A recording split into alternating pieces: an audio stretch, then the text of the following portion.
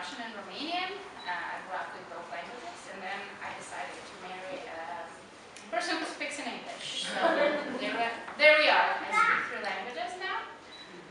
So that is the reason I moved to Canada. My husband is from here, and yeah. I moved in 2014, so it was, again, one of my roles in my life. Like, you know, we have lots of roles. Like, I'm an immigrant, I'm a woman, I'm a mother, so my role of motherhood, being a mother, started in 2018. There you go.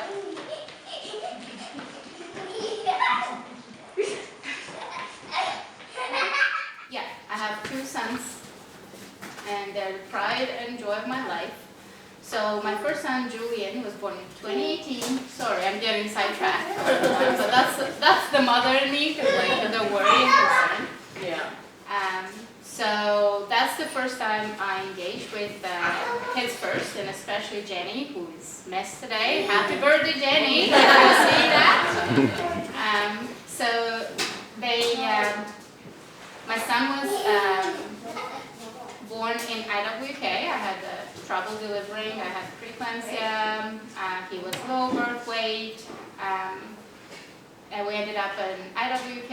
He spent 2 weeks in NICU, and then we came home. So that's when I believe the nurse, what do we call? Public health nurse. Thank you, guys. Yeah, it's nice when you have all those familiar faces around and know what you're talking about when you get lost. Public health nurse with Jenny from Kids First came first time to my home as a support and to kind of check on my baby. And I thought it was because he was a preemie. My understanding was that it was because every baby in the community was getting a follow-up and a checkup at their home. So, yeah, and we visited a couple of times the Kids First itself, like the group, maybe twice, maybe once, but not as much as after my second baby was born. So, I don't have a lot of friends, like per se, so nor close family, like my brother, sister, mother, father here, but I kind of grew my own family per se. So I have now a couple of very, very good friends, and one of them is like 2 of them, maybe 3 of them are like mother to me. So I'm pretty rich that way. Like I have a lot of parents. So they've been taking care of me with advice and home and love, and it's very hard, I suppose, for people who come here to belong, because like I know my speech is all over the place, but that's how my brain works, so I apologize. But like to be frank, it's really, really hard for us newcomers to feel the sense of belonging, because like I used to get this question all the time, like all the time. Where do you like it better, here or in Moldova? Like I'm like, better. Like, there's no such thing. Like my heart is like broken in 2 because I grew up and I was raised there. Well, my family's there, and now I'm trying to build a life here. So it's really, really hard. There's not such a thing as better. So like all the sense of being here is something, the grandiose thing that happened to my life. I don't know. But having children, that was the best part. So yeah. Unfortunately, my second baby, well, fortunately, unfortunately, I don't know. Jasper, he's only 14 months. He's been struggling. Oh, I hope I don't cry. But I've been struggling a little bit more. He has some health issues that are being investigated, thankfully, because people are like, you go, you advocate. And I'm like, I'm doing it, and nobody's listening. And I keep doors and being dismissed, and I keep knocking on doors, and I'm like, I'm done being polite because I'm not a Canadian. You know?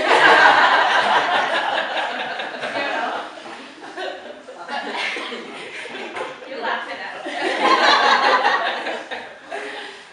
But it was really, really challenging because, like, here I see certain things and behavior that are happening, and I go to the medical department, like doctors, and I'm bringing my concerns out, and I'm being dismissed. So, like, my refugee became kids first because I was going there and I was sharing all my pain, and, like, obviously people can't really take your pain away, but just by listening and being there, they actually help much more than they can ever realize.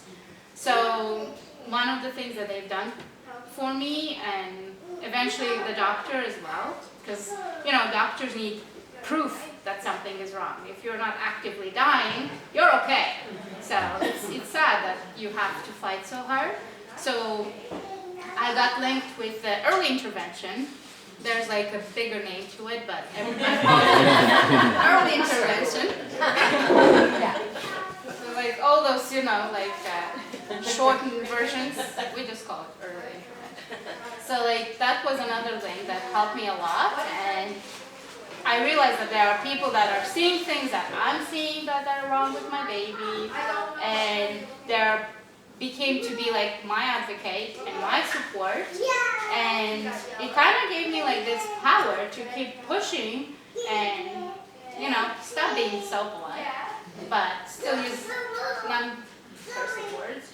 So yeah, because it's hard, like, you know, you go and you say, I see that my baby's not developing right, or like he's not doing what he's supposed to be doing, and the doctor is point blank dismissing you. So you go to the emergency, you say the same thing, and they're like, oh, I don't see what you see. He's okay. You haven't seen a sick baby, so yeah, you can go. The doctor will see you in a couple of weeks. So it's unfortunate because my baby ended up with being on medication for seizures, still without the diagnosis that he has seizures. He has abnormal brain activity, but not actual, like, no epilepsy, but the epileptiform activity. So still, like, undiagnosed, but take medication for it. So I'm glad, and I'm forever thankful for people who are there and listening to all my crying, and, like, I don't know what is happening, and I was scared to death. And again, like, with no actual, like, family, closest family, for you to, like, your mother, you can go there and you can tell her and she will, like, embrace it, and it's different. So, like, sorry people, but you're kind of my family now. Yeah, okay. When my children get married, you are guys invited.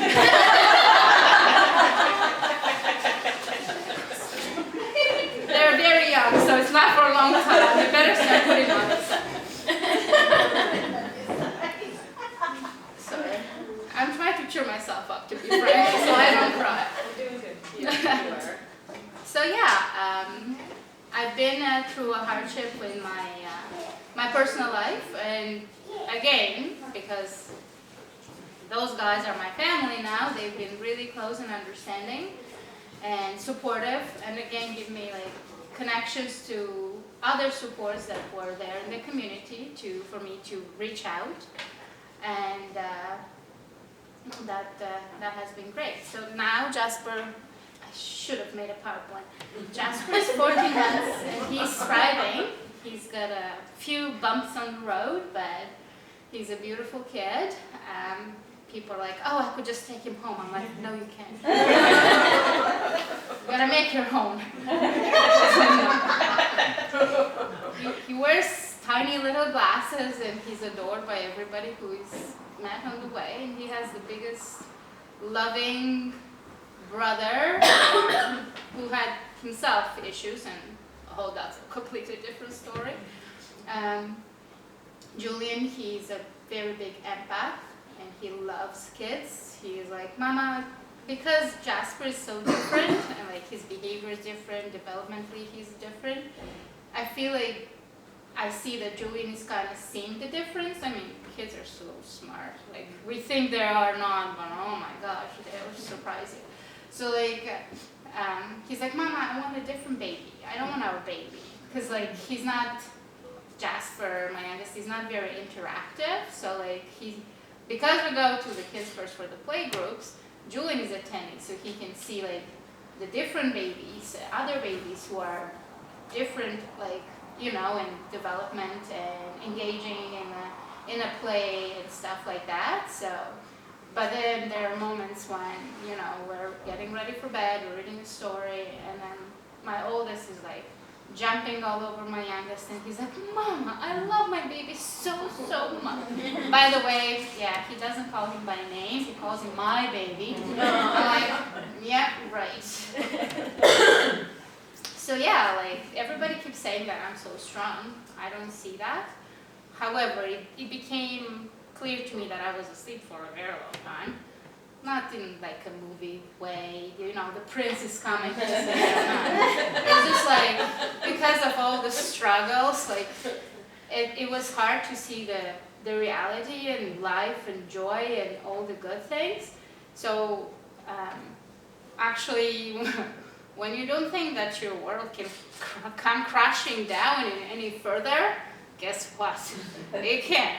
So I flew back home last September for a visit, and since I was on maternity leave, and I also wanted to have a second opinion on my baby's health at the time. So we were in the hospital, and my son my oldest, Julian, started limping pretty bad. So I took him in the same hospital, it's the big children's hospital. So I took him to the orthopedic doctor, and he checked him out, and he threw me a diagnosis. And he's like, oh, the treatment is for him not to be walking for 2 years. So basically no weight bearing. And yeah, he's been on crutches for a while, and they were painted blue and purple. One was blue, one was purple. People thought it was a joke. And it was like, for fun. I'm like, who does things for fun like that? Like, do you pretend to be sick? And like, even on the street, he's like, somebody met him, and is he really crippled? Oh my God, how old is he? So here I'm fighting the game with the medical system. We had a couple of appointments already with the clinic, so if somebody's watching me, please do something. That I was dismissed, and this diagnosis was actually cut off, and they said, no, he can go back to walking. There's something going on, but what it is, we don't know. So we had a follow-up, and we saw a different doctor. And he's like, oh, he's in the hospital, so that's why he's walking like that. I'm like, what 4-year-old pretending to be sick and doesn't want to go outside to play and have fun? So, yeah. This advocating part in the medical system has become, I think, my life's work now. And I've realized when I was back home and in the hospital setting, and Julia not walking, unknown situation with my baby Jasper, what's going on, I've cried very long time, and then I'm like, well, you know, there's no, again, we're not in a movie or in the book, the prince is coming on the horse to rescue. So I put my big girl pants on, and I'm like, I just gotta start seeing the good things in my life and be grateful for the good things that do happen. So for instance, that I have the ability to walk, and I have the ability to carry my kids, and I have this opportunity to fly outside of the country and know a different medical system and fight harder. So I started, like, my mind started to shift, and I do still cry. But to be frank, I see my kids as my biggest blessings, and I know people say that all the time, but it's not just blessings. I see them as my little angels, and no pressure to anybody's religion, but I do believe in God. I don't really go to church, but I was raised in church, so I do believe in God, and I do believe my kids are my angels, and they're here to send a message and a lesson. So when you actually think that, you know, there's no way out, and things are, like, we take a lot of things for granted, like even our ability to walk. Like my Jasper had no ability to hear for a long time, and nobody clued into that. So like, it's just like certain things that you realize that them being here and going through that, they don't deserve it. Obviously, nobody does. Like, especially kids, they're innocent. So it just brought this strength and empowered me to fight harder for them and to use my voice, because people are like joking, like, oh, you gotta go to politics. I'm like, oh, you just watch out, I put my bills on. But yeah, like I am forever grateful for all the supports I'm getting, and I feel like it's really important to also understand for Canadians' perspective that people who are immigrants, and I don't speak for everyone, but in my particular case and my particular culture, it's not that we are very proud people to go ask for help. It's just like it's a sign of weakness, although it's a sign of strength to know when to ask for help and not let yourself drown any further. So, like the fact that I was able to go and open up and bring out my pain and ask for that support and help, that was a big, big milestone for my personal growth as a human being. I also realized that nobody is obligated, even though they're your immediate family. Like I know my family will be watching this, but even your immediate family, nobody's obligated to be there and do anything for you. So you can, and you can surprise yourself what you can get through without having people there and relying on anybody. I'm a loud person, let's be honest. I can talk a lot. People and kids first know that. And sometimes they're like, oh, we're glad you're here because you can engage. So like, okay. I'm like, just give me the mic. Yeah, so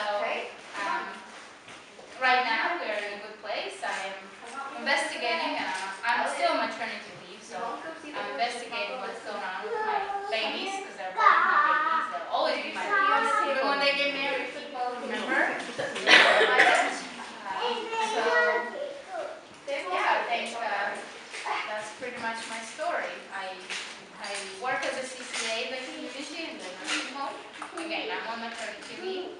So actually, there's something pretty cool about me that not a lot of people know, and I don't really take pride in saying that.